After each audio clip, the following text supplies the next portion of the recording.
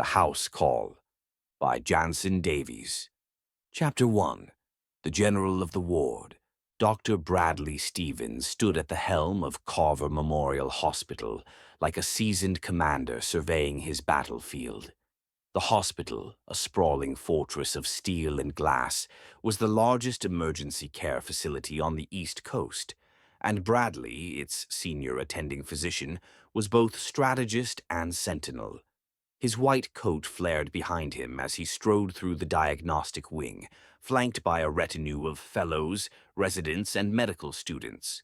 His secretary once joked that watching him make rounds was like watching General Patton inspect his troops. Bradley didn't disagree. Each morning began the same, a brisk walk through the trauma bays, a dozen rapid-fire consults, and a briefing with his 5-person research team. They were the brain trust of the hospital's diagnostic unit, tasked with solving the unsolvable. Bradley thrived on the pressure. He lived for the moment when a mystery unraveled under his gaze, when a life was saved because he saw what others missed. But today the rhythm broke. It was just past noon when the hospital's intercom crackled to life. A shrill alarm followed, then a voice, tight with urgency, declared, "Code Orange, mass casualty incident inbound." Bradley froze mid-step. His heart kicked into gear. "What's the source?" he barked. "Bridge collapse," came the reply. "Lunch hour traffic. Dozens injured. Possibly more." Bradley didn't hesitate. "All hands on deck. Prep the trauma bays. Triage protocol Delta. I want surgical, ortho, and neuro on standby. Now!" The hospital transformed in seconds. Nurses sprinted down corridors, pushing carts loaded with IV bags and trauma kits. Gurneys lined the hallways like rows of stretchers on a battlefield. The air buzzed with urgency, the scent of antiseptic mixing with adrenaline. Ambulances began arriving in waves, each one disgorging bloodied, broken bodies. Some patients screamed, others were eerily silent. Bradley moved among them like a conductor orchestrating chaos, issuing orders, checking vitals, making snap decisions that meant life or death. 12 hours passed in a blur of sutures, CPR compressions, and emergency surgeries. Bradley didn't eat. He didn't sit. He barely spoke except to direct. When the final patient was stabilized, he stood in the center of the ER, sweat-soaked and hollow-eyed, and thanked his team for their Herculean effort. Then he walked to his office, closed the door, and collapsed into his chair. The leather cradled him like a long-lost friend. He leaned back, eyes fluttering shut, exhaustion pulling at him like gravity. For a moment, there was silence, peace. Then the world exploded. The windows shattered outward in a burst of glass. The walls trembled. Overhead lights burst like fireworks, raining sparks. Bradley dove under his desk, instinct screaming earthquake. He reached for his phone to call another code Orange, but his body lifted, weightless. He floated upward, through the desk, through the ceiling, through the sky. Then everything went black. Chapter 2. Aftershock. Bradley Stevens awoke to silence, not the sterile hush of a hospital at night, nor the ambient hum of machines and monitors. This silence was vast, ancient. It pressed against his ears like deep water. He blinked, trying to orient himself. The ceiling was gone. So was the desk. So was Carver Memorial. He lay on his back, staring up at a sky the color of molten brass. The ground beneath him was soft and granular, sand, but not the kind he knew. It shimmered amber, glowing faintly as if lit from within. Around him the landscape stretched in all directions, barren and strange. No buildings, no trees, no signs of earth. And then he saw them. Figures emerged from the haze, dozens, maybe hundreds. Their bodies were elongated, their limbs jointed in ways that defied human anatomy. Some had translucent skin that pulsed with light. Others bore chitinous armor or gill-like slits along their necks, but all of them shared one thing. They were suffering. Many lay sprawled on the sand, gasping, their tongues, or what passed for tongues, hanging limp. A few twitched weakly. Others didn't move at all. Bradley scrambled to his feet, instinct overriding confusion. "Can anyone hear me?" he called out. "I'm a doctor. What's happening?" The crowd parted. One alien stepped forward. It was taller than the rest, with a regal bearing and eyes like polished obsidian. Its voice came not through sound, but directly into Bradley's mind, clear, resonant, and tinged with desperation. "You are the healer. We brought you here." Bradley's stomach dropped. "You abducted me?" "There was no choice. Our people are dying. Our queen, our only healer, has fallen ill. We searched the stars for help. You were chosen." Bradley looked around at the sea of suffering. "I don't know anything about your biology. I'm not qualified to treat. You are all we have." They led him through the dunes to a raised platform of crystalline stone. Upon it lay a figure unlike the others. She was humanoid, almost eerily so. Her skin was pale gold, her hair a cascade of silver threads. She wore a dress that shimmered with embedded light. Her chest rose and fell in shallow breaths. Bradley knelt beside her. "Why is she out here? Why not indoors?" The alien hesitated. "It is forbidden to touch the queen. Sacred law. To do so is death." Bradley stared at the unconscious woman. Her pulse was erratic, her skin clammy. "Then you'd better prepare to break your laws," he muttered. He reached out and placed 2 fingers on her neck. The crowd gasped. A ripple of shock passed through them, but no one moved to stop him. Her anatomy was strange. 2 hearts, one beating slower than the other. Her temperature was dropping. Bradley checked her pupils, her respiration, her extremities.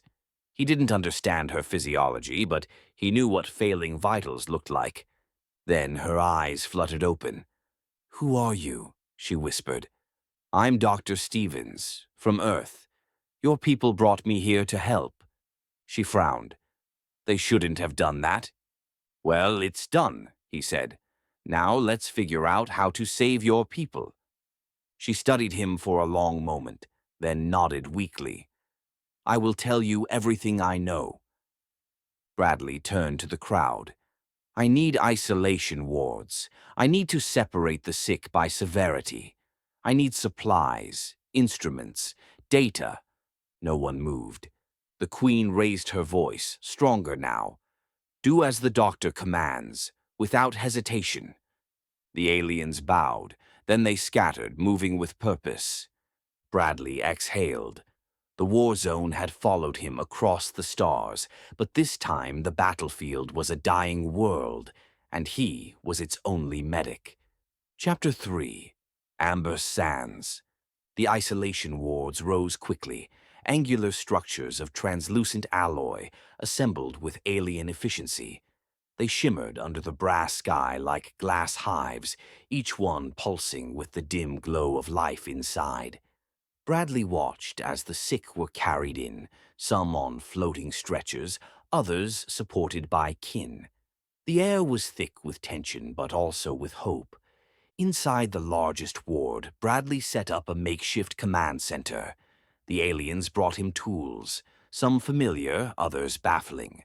Scanners that read cellular vibrations, syringes filled with glowing serum, diagnostic panels that responded to thought. He adapted quickly, relying on instinct and observation.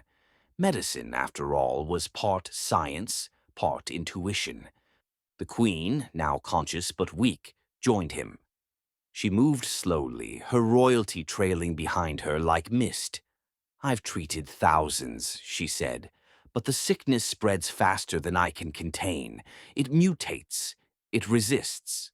Bradley nodded. "Tell me everything. Symptoms, onset, progression, any patterns."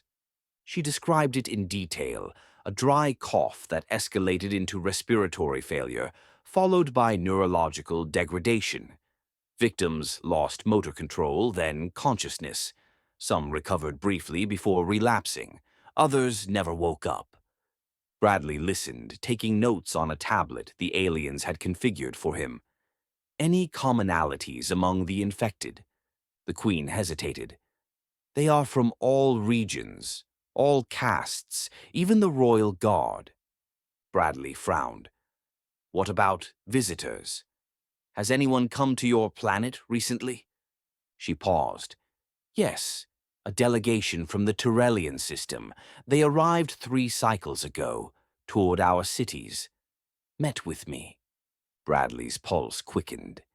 Did they show symptoms? Minor ones. Fatigue, irritation. But they claimed it was a harmless reaction to our atmosphere. Bradley stood. I need to contact them. Immediately.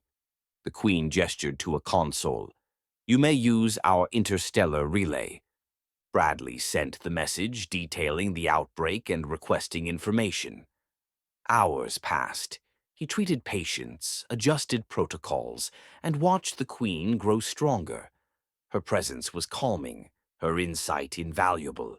Together they became a team, 2 healers from different worlds, united by crisis. Then the reply came. The Tyrellians admitted that some of their delegates had experienced mild symptoms. They had used a purification electron beam to treat them, an energy-based therapy that neutralized pathogens at the molecular level. It is equivalent to a human cold, they wrote. Easily managed. Bradley didn't wait. I need those devices, as many as you can spare. The Queen relayed the request.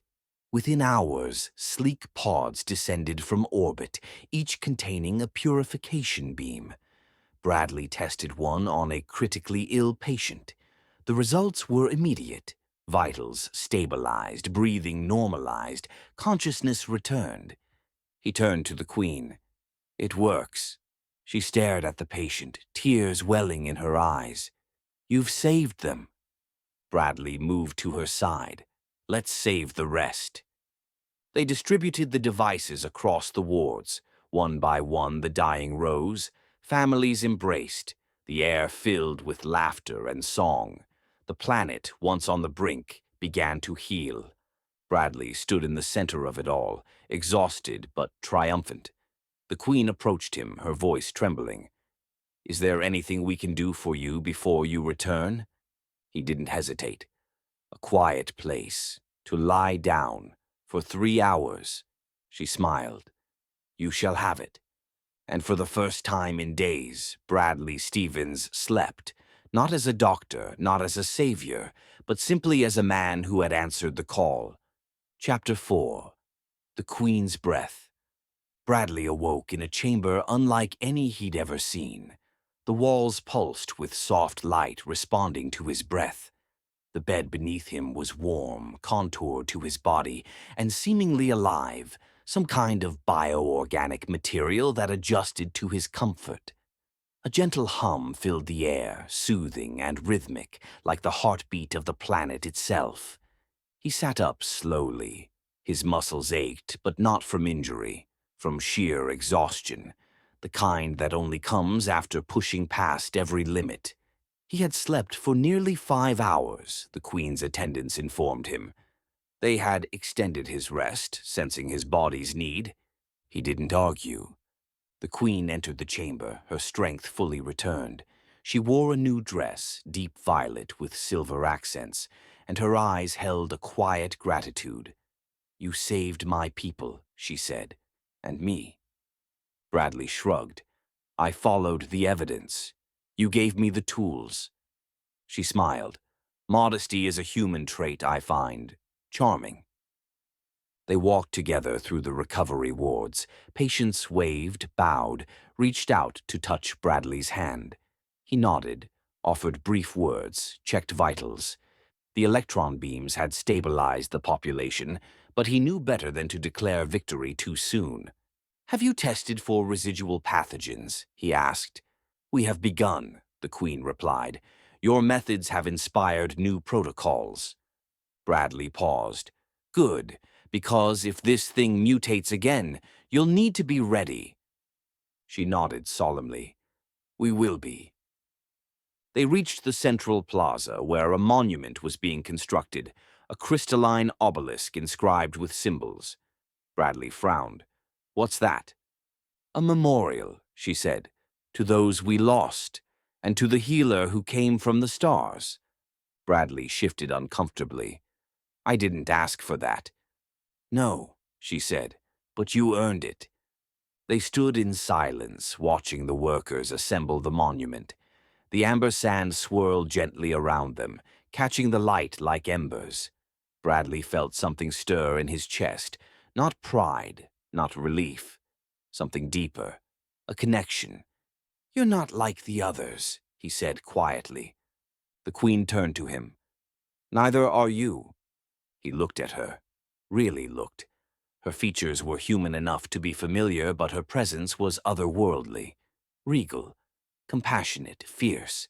He wondered what her life had been before the sickness, what burdens she carried, what sacrifices she'd made. "I should be getting back," he said. She nodded. "We will return you, but know this. Your name will be spoken here for generations." Bradley didn't know what to say, so he said nothing. That night, as he prepared for departure, he stood alone beneath the alien stars. The sky shimmered with constellations he couldn't name. Somewhere out there, Earth waited, his hospital, his team, his life. But part of him would remain here, on a world of amber sand and violet skies, where a queen had trusted him and a people had been saved. And as the transport beam enveloped him, lifting him once more into the unknown, he whispered a silent promise. If they ever called again, he would answer. Chapter 5. The Return. Bradley Stevens materialized in his office at Carver Memorial Hospital as if waking from a dream. The shattered windows were intact. The lights glowed softly overhead. His desk sat undisturbed, papers neatly stacked, coffee still warm. But he was changed. He sat in silence, letting the weight of memory settle. The amber sands, the dying queen, the alien wards filled with hope and desperation. It had all happened. He could feel it in his bones, in the quiet ache behind his eyes. A part of him still stood beneath that alien sky. His phone buzzed. "Dr. Stevens," came the voice of his secretary. "We've got a new intake. Car accident. They're asking for you." Bradley rose slowly. "I'll be there in 5." He walked the halls of Carver Memorial with a different stride now. Not faster, not slower, but deeper. He saw the patients not just as cases, but as stories. Fragile, flickering lives waiting to be understood. He listened more. He asked questions others overlooked. And when he treated the wounded, he did so with the quiet certainty of someone who had healed a world. He never spoke of what happened, not to his colleagues, not to the press, not even to the research team who noticed subtle changes in his diagnostic methods. But sometimes, late at night, he would look up at the stars and wonder if they remembered him. And far across the galaxy, on a planet of amber sand and violet skies, they did. A monument stood in the central plaza, etched with symbols that told the story of a healer from Earth. Children gathered there to learn his name. Elders spoke of the day the sickness broke. And the queen, now strong and wise, kept a small token in her chamber, a fragment of earth metal shaped like a stethoscope. Bradley Stevens never asked for recognition. He never sought glory. He answered a call, and in doing so became legend. The end. Please like, comment, and subscribe. Also, please hit the bell icon for notifications. Thank you.